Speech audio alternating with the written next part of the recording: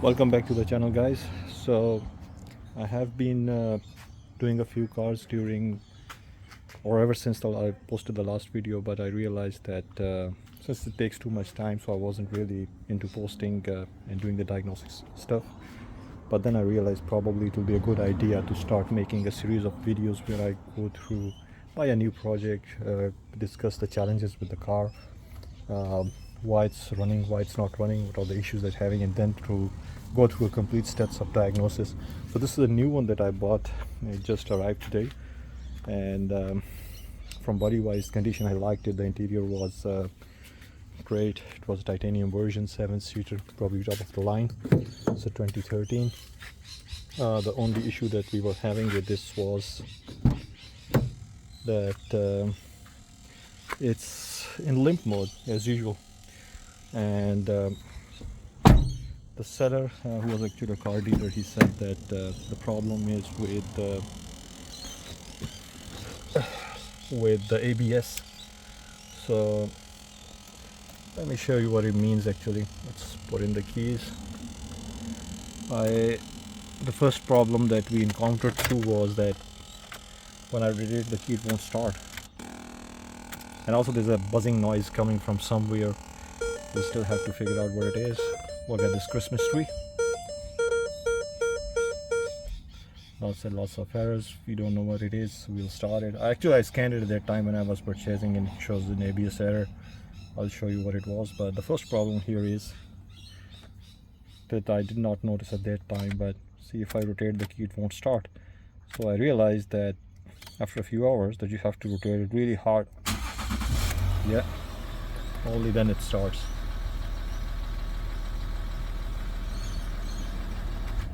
It runs fine, it drives fine, it has lots of features, and the roof is also sagging, so probably I have to fix that.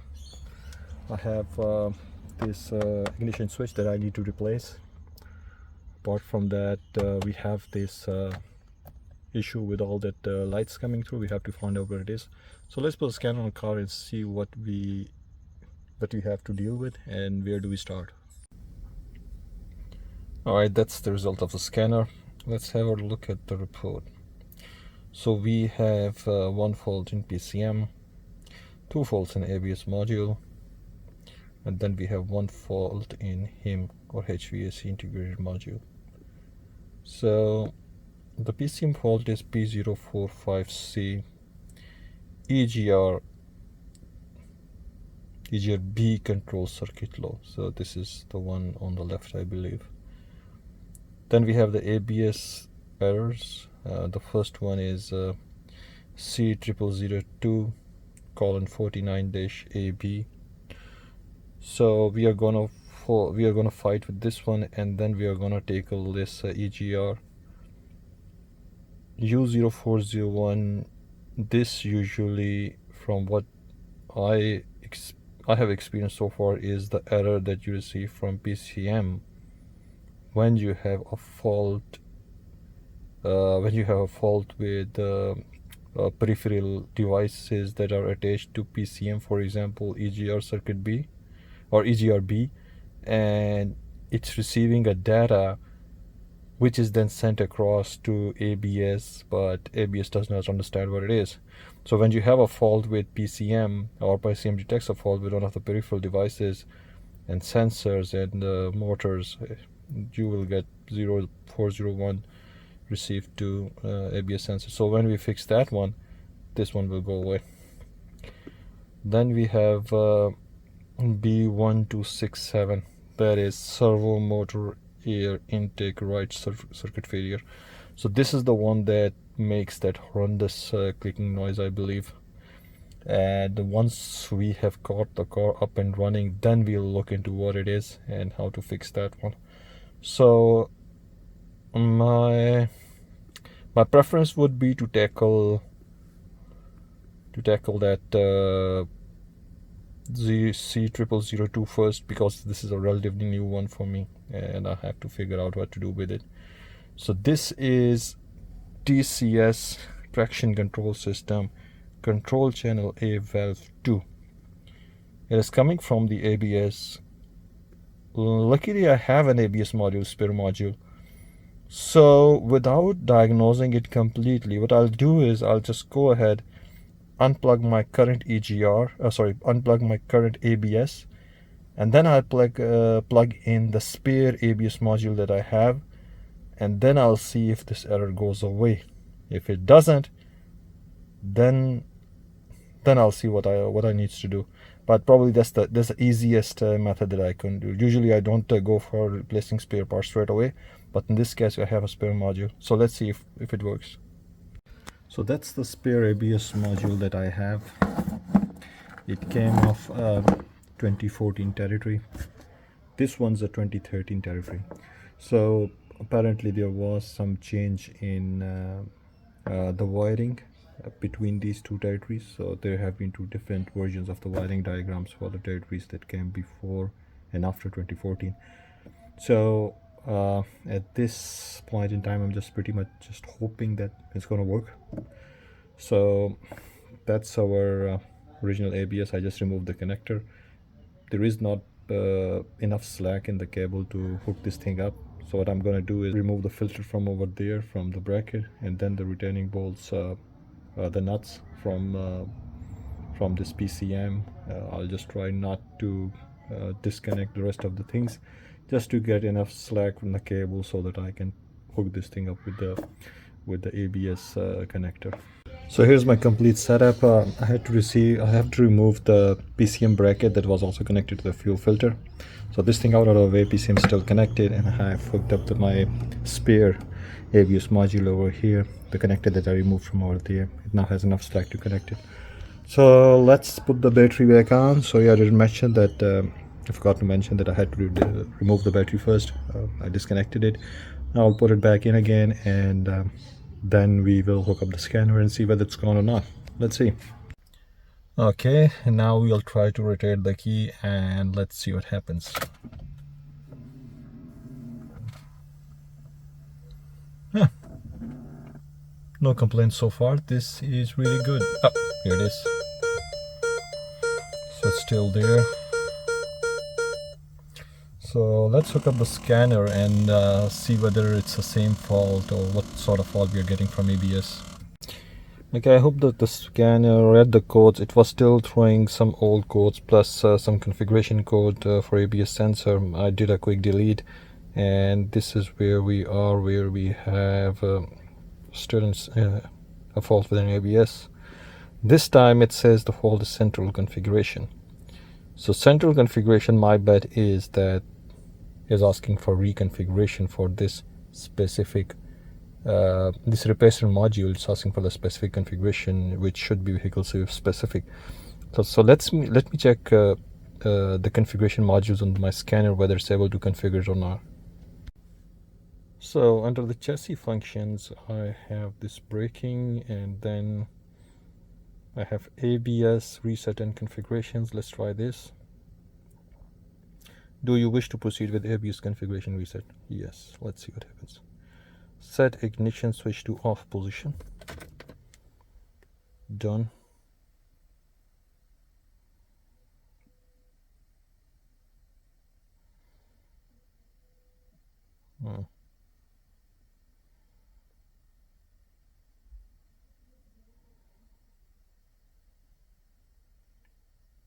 Set the ignition switch to on. Okay. ABS configuration reset success. Okay. Did it solve our problem? It's not doing the buzzing anymore, so maybe it did. Let's go back and recheck ABS errors.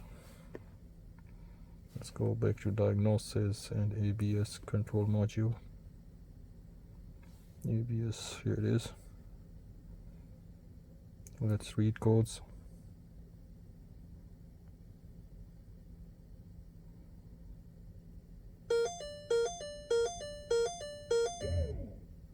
So it says ABS fault, but I believe that's normal. Every time it checks in ABS, it throws these codes just to make sure. And here it is, no codes, fault codes detected. Voila. So let's switch it off and switch it on again and see whether it works.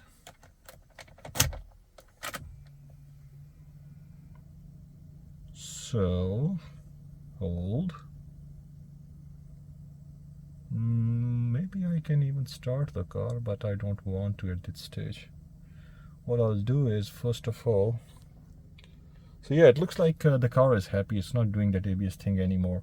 So what I learned from this one is that I can put an ABS module from 2014 or later car into a car that is built before 2014, and I do not need IDS to do vehicle write configuration or any vehicle VIN number writing or any specific configuration for the ABS. All I need to do is have a bidirectional scanner and just reset the configuration for ABS, and it will recognize it. That's amazing. I think that was a quick win. So let's make the ABS swap permanent. Let's go outside and let me do that now.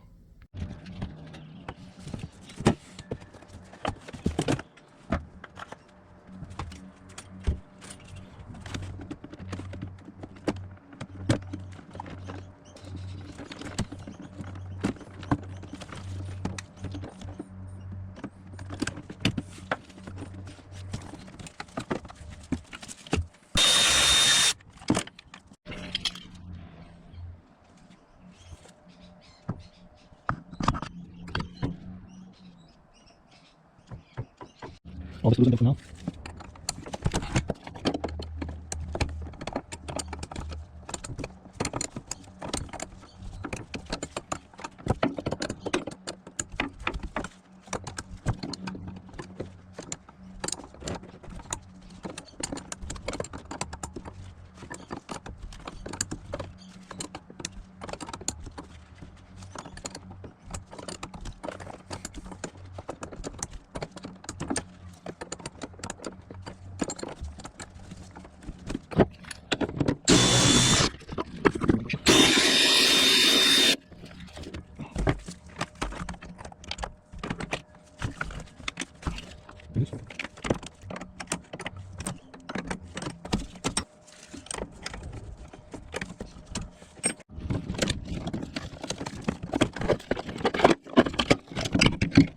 Oh, no.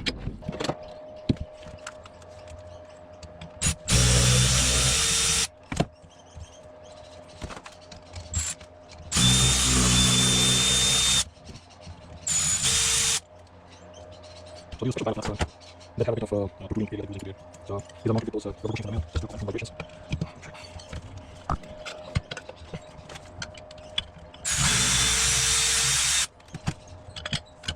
So that's the faulty one.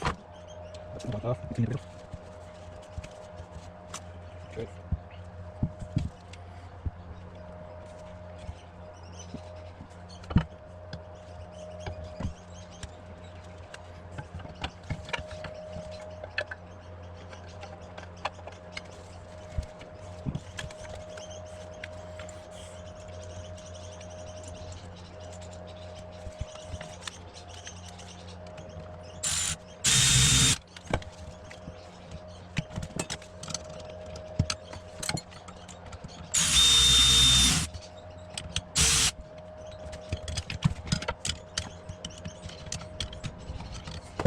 Where do we have this one in there?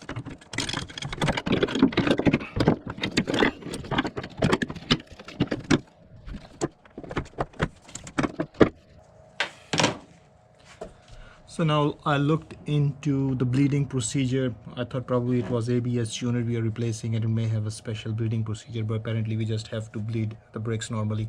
So we'll do it in the end. First of all, I'll just put a couple of additional bolts over here. In fact, this one comes when I put the bracket in, so I'll just put this one in and then I'll start the car up and see if it is if the ABS issue is resolved or not. So once I'm sure that the ABS issue is gone and the car is happy, only after that I'll just go ahead and completely pack it up. So now it's secure. All right, let's see. Okay, so I guess it's the time to see whether if it's fixed or not. The key for this thing has always been fiddly. Let's go.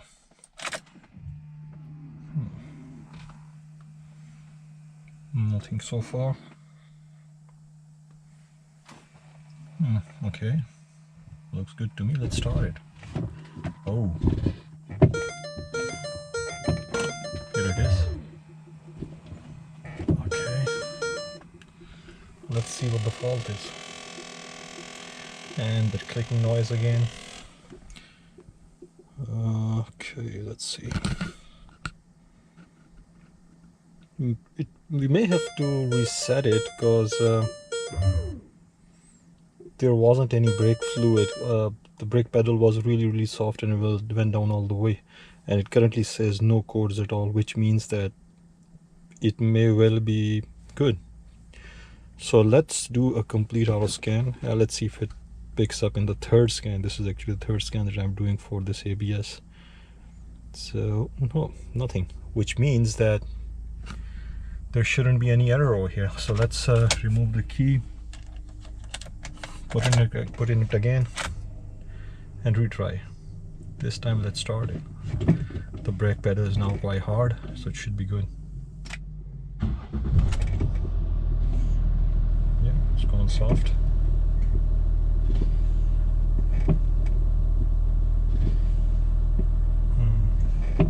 Okay, no errors so far, which is good. Here it is. Now let's do another scan, and I'm pretty sure this time it will be the PCM, not the ABS. Oh, here it is. And it's okay, we have one in ABS too. It may be the one getting from PCM, so we'll see. I don't think it's the same error that we had with the ABS before. I think it's the EGR error that's there in the PCM, and ABS is getting it. And again we have this I think that's the driver side actuator motor fault over here, these two. So let's see what the errors are. So we have in PCM 045C, which is the EGR, and for DTC code that we are getting on ABS is invalid data received from ECM. So that's the faulty EGR that it's receiving, so there is no other code. So when we receive this one, the PCM one, it will mean that we have fixed both errors, the one that's being reported by the PCM 045C and 0401. So now it means that our ABS issue has been resolved. Okay, the brakes are bled now, especially the left front one. This was the most accessible one that I had. I do not have enough space to go through all wheels, so I'll just bleed one brake, then I'll see if it works. If it does, then I'll do the rest of them later. Okay, let's start up the car and see if the pedal travel is limited or not. That looks better.